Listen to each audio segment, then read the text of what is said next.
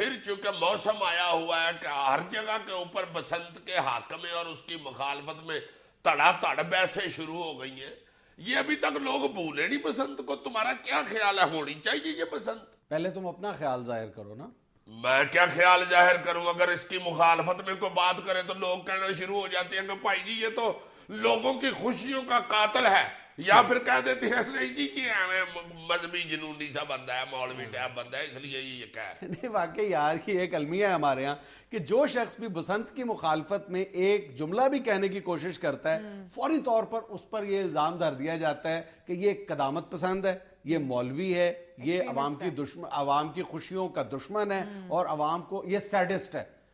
عجیب و غریب الزامات ہیں. آپ مذہب کو، معاشرے کو، ساری باتوں کو ایک طرف رکھیں. یہ ہندوؤں کا تہوار ہے یا نہیں ہے اس پر ہم پہلے بھی بات کر چکے ہیں، آئندہ بھی کرتے رہیں گے. لیکن میں تم سے ایک سوال کرتا ہوں کہ کیا کبھی کسی نے بسنت کے انسانی پہلو پر غور کرنے کی کوشش کی ہے، اس کے ہیومن ایسپیکٹ پر، کہ انسان کی جان اور مال کو کس قدر اس نے نقصان پہنچایا ہے اس لغو اور بیہودہ شوق نے؟ نہیں مگر دوسری طرف وہ لوگ یہ بھی تو کہتے ہیں نا بسنت کے شکین کے، بھائی جی یہ کاروبار ہے، ہمارا روزگار ختم ہو گیا. کئی کہتے ہیں بھائی جی ہم نے اپنی بچیوں کی شادی نہیں کی اس وجہ سے کہ ہمارا کاروبار ہی خراب ہو گیا. میری بات سن، پہلی بات تو یہ ہے، بلکہ اس میں 2-3 باتیں بہت اہم ہیں. ایک تو یہ جو بسنت کے حق میں دلائل دیتے ہیں نا اس حوالے سے کہ جی یہ لوگوں کا کاروبار، رزق، کسی کی روزی پہ لات مارنا ہے، اس حوالے سے جو اعداد و شمار پیش کیے جاتے ہیں کہ جی لاکھوں لوگ اس سے وابستہ ہیں، یہ ایگزیجریشن ہے، یہ مبالغہ آمیزی ہے. دوسری بات یہ ہے کہ میرے خیال میں یہ جو اس بسنت کے حق میں فضا تیار کرنے کی جن لوگوں کو ذمہ داری سونپی جا رہی ہے، یہ ڈور کہیں اور سے ہلتی ہے. ان کے اربوں روپے کے انٹرسٹ ہیں اور ان کی تعداد 20-25 سے زیادہ نہیں ہے. بڑے بڑے امپورٹرز ہیں، 5 سٹار ہوٹلز ہیں. یعنی میں ذاتی طور پر ایک 5 سٹار ہوٹل کے جنرل مینیجر سے بات کر چکا ہوں جو یہ کہتا ہے کہ بسنت کے دنوں میں ان کی یومیہ آمدن 15 کروڑ روپے سے زیادہ ہے. تو وہ اپنے اس فائنینشیل انٹرسٹ کو کس طرح ضرب پہنچانے دے گا؟ تو یہ جو پتنگے شتنگے اور یہ ڈوروں کے پنے ہیں یہ 5 سٹار ہوٹلوں میں بکتے ہیں؟ نہیں، جو لوگ دوسرے شہروں سے بلکہ اب تو دوسرے ملکوں سے آنا شروع ہو گئے تھے وہ وہاں پر آ کر قیام و طعام کرتے ہیں اور دیگر سرگرمیوں میں مشغول ہو جاتے ہیں. نہیں یہ تو بات تمہاری ٹھیک ہے. اب تو کئی دوست جو باہر رہنے والے ہیں نا وہ اپنی سسٹر کی شادی پہ نہیں آتے، عید پہ نہیں آتے، شبرات پہ نہیں آتے. وہ کہتے ہیں ایک ہی چھٹی کرنی ہے سال میں، انشاءاللہ ایک کو چکر لگاؤں گا بسنت پہ. یہ کتنا بڑا المیہ ہے ہمارے ہاں کہ ہم نے اپنے تہوار ختم کر دیے اور ایک جو بدیسی تہوار ہے اس کو اپنا لیا. بدیسی باسی کو کہتے ہیں.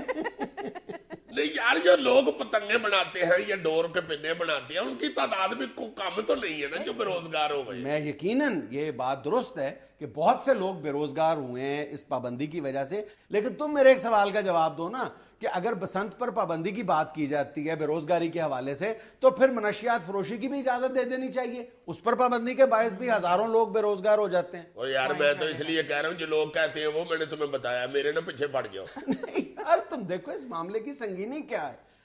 تقریباً 10 سالوں میں 625 افراد اپنی جان سے ہاتھ دھو بیٹھے ہیں اور اربوں روپے کا نقصان ہوا ہے.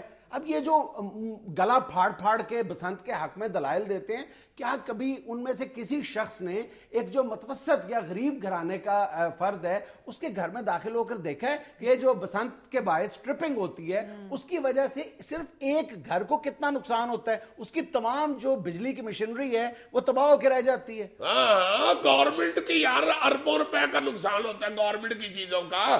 ٹرانسفارمر اٹھ جاتے ہیں، تاریں سڑ جاتی ہیں، پتہ نہیں کیا گیا ہوتا ہے. فیکٹریز کو نقصان ہوتا ہے. ایک دفعہ جب بجلی ٹرپ کرتی ہے کئی یعنی سینکڑوں کی تعداد میں ایسی فیکٹریز ہیں جن کا کروڑوں روپے کا نقصان ہو جاتا ہے صرف 1 سیکنڈ کی ٹرپنگ سے. یار تم کروڑوں روپے کی صرف بات کر رہے ہو، جب یہ ٹرانسفارمر یا تاروں کا پٹاخہ چلتا ہے تو کئی انسانوں کا ترا نکل جاتا ہے یار. حد سونا جس بندے کے پاس ایک ہی طرح ہے وہ بھی نکل جائے کتنا نقصان ہے اس کا. لیکن سے یہ جو دھاتی تار اور مانجے والی ڈور ہے اگر اس پہ پابندی لگا دی جائے تو پھر تو میرے خیال سے بسنت منائی جا سکتی ہے. یہ بھی ایک عجیب دلیل ہے، عجیب منطق ہے. آج تک اس پر عمل ہوا ہے؟ آنے کا فرق نہیں پڑتا، دھیلے کا فرق نہیں پڑتا. یار اس سے کتنی دفعہ پابندی لگی ہے، کیا جو دھاتی تار کے استعمال پر رتی برابر بھی کمی آئی ہے؟ ابھی آج کل ہندوستان میں انہوں نے پابندی لگائی ہوئی ہے، انتہائی سخت سزائیں اور پولیس کو بہت ہی سخت انسٹرکشنز ہیں کہ اس معاملے میں کوئی رعایت نہ برتی جائے. جو شخص بھی دھاتی تار استعمال کر رہا ہے یا وہ مانجے والی ڈور استعمال کر رہا ہے. لیکن 1.5 ماہ کے دوران 26 افراد ہلاک ہو چکے ہیں اور صرف ایک شہر احمد آباد میں 8 لوگ ہلاک ہو چکے ہیں یہ بسنت کی وجہ سے، یعنی گلے پر ڈور پھرنے کی وجہ سے. اور 83 سے زیادہ لوگ آج کل زندگی اور موت کی کشمکش میں مبتلا ہیں. اب نہیں، یہ دھاتی تار یا مانجی والی ڈور کو نہیں روکا جا سکتا. اس کا تو ایک کوئی طریقہ ہے کہ جو گڈی لینے آئے ایک گڈی کے ساتھ ایک سپاہی دے بندہ اس کو. بالکل ایسا ہی آگے جب اڑانے والا اس پتنگ کے ساتھ ڈور لگانے لگے تو سپاہی فوراً چیک کرے کہ کہیں یہ دھاتی تار والی ڈور تو نہیں یا مانجے والی ڈور تو نہیں. صحیح. تو سپاہی ہیں اتنے پروٹوکول سے بچے ہوئے. پروٹوکول سے بچے. ہاں گڈی بھی تو لاکھوں کی تعداد میں بکتی ہے. یہ جو دھاتی ڈور کی بات کی جاتی ہے نا کہ دھاتی ڈور پر پابندی لگا دی جائے تو پھر بسنت کی اجازت دے دینی چاہیے.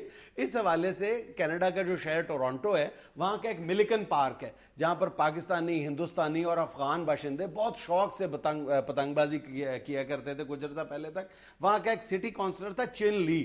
اس نے صرف 4 پرندے زخمی ہونے کے بعد وہاں پر دھاتی ڈور کے استعمال پر پہلے پابندی عائد کی گئی. پھر بھی جب لوگ باز نہیں آئے تو پھر ایک شہری کے کان کٹنے کا واقعہ پیش آیا جس پر چن لی نے وہاں پر ہمیشہ کے لیے پتنگ بازی پر پابندی عائد کر دی. جب پابندی عائد کیے تو وہاں پر مختلف جو کلچرل فورمز اور تنظیمیں ہیں انہوں نے اعتراض کیا کہ جناب یہ تو ہمارا کلچر ہے. تو چن لی نے بڑی خوبصورت بات کی. اس نے کہا کہ دنیا کا کوئی کلچر انسانی جان سے زیادہ قیمتی اور مقدم نہیں ہے. میں کبھی یہ پابندی نہیں اٹھا سکتا. واہ واہ واہ واہ واہ واہ واہ رے چن لی، اللہ تمہیں اور زیادہ چکن چلی دے.